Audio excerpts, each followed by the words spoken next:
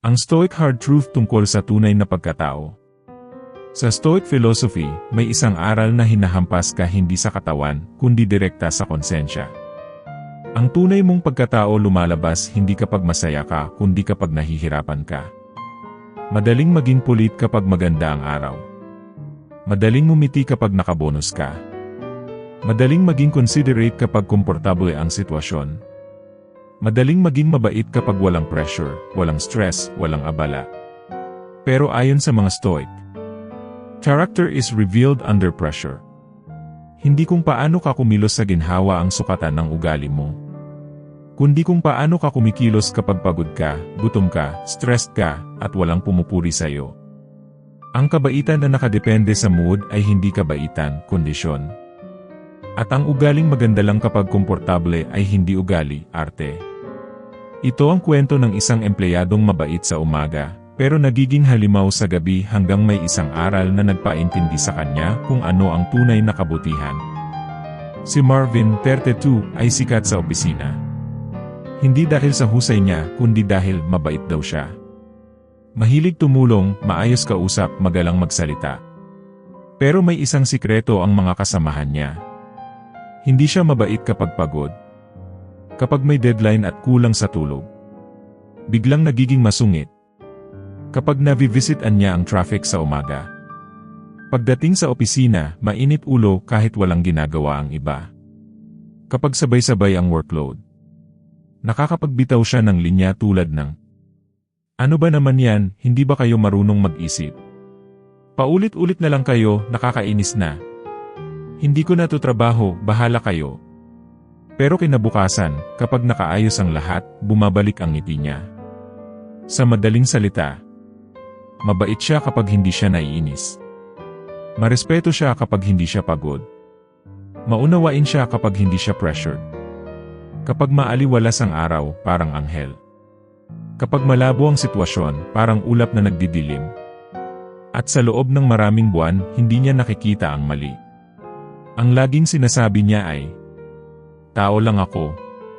Pero ang hindi niya alam, ginagamit niya yon para takasan ang responsibilidad maging mabuting tao, lalo na kapag mahirap. Ang eksenang nagbago sa kanya. Isang Biyernes ng gabi, pagod lahat ng tao sa opisina. Overtime na. Ang atmosphere, mabigat. Mainit ulo ng lahat. Kulang sa tulog, kulang sa pasensya. Pumasok si Lina, bagong empleyado. Dala ang mga papeles. Hindi sinasadya, nabuhusan niya ng tubig ang isang stack ng documents. Si Marvin, sobrang drained sa dami ng ginagawa. At gaya ng dati. Sumabog siya. "Grabe ka. Isang trabaho lang pinapagawa sa'yo, sisirain mo pa. Ang tanga mo naman." Natahimik ang buong opisina. Napahiya si Lina. Huminto ang supervisor nila. At doon unang beses nakita ni Marvin ang sarili niya sa mata ng iba. Hindi bait.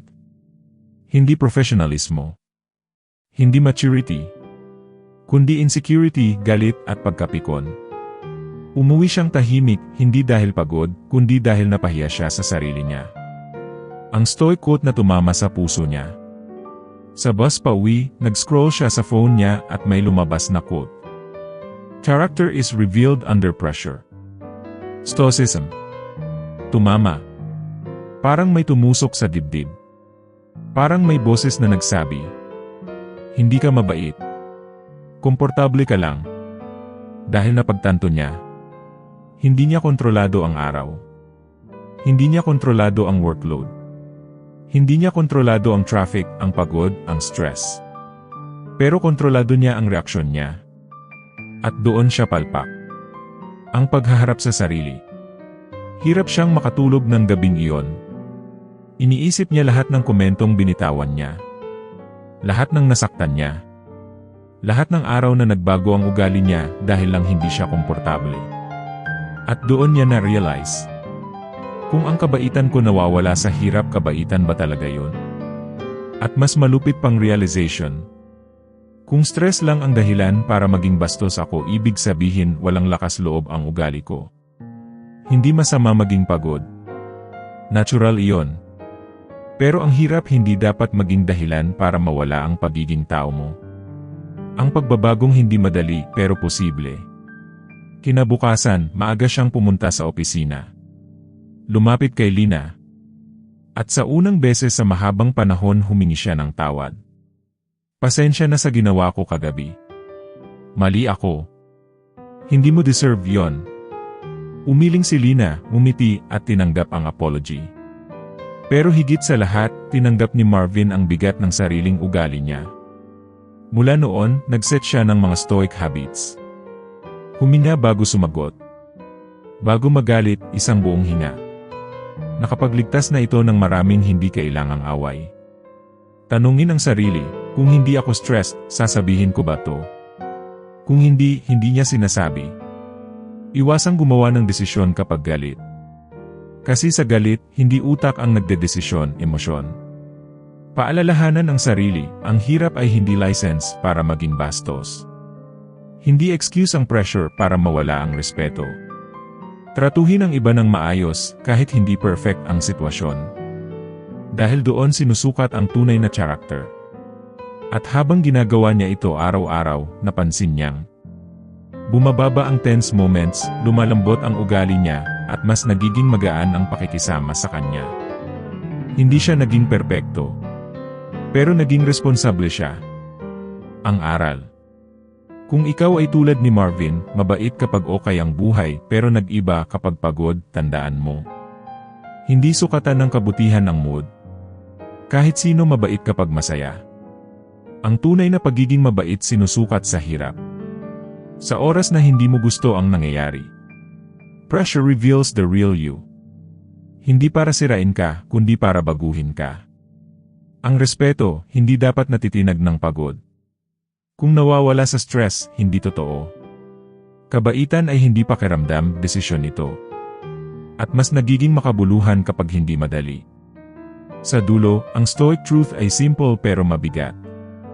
Hindi kabaitan kung mood-dependent. Hindi respeto kung situational. Hindi ugali kung nawawala kapag pagod ka. Ang tunay na mabait, mabait kahit may pressure. Ang tunay na tao, tao kahit pagod. At ang tunay na character. Lumalabas kapag mahirap, hindi kapag maginhawa. Kung gusto mo ng mas magandang buhay, relasyon, at pagkatao. Simulan mo sa isang simple pero napakahirap na prinsipyo.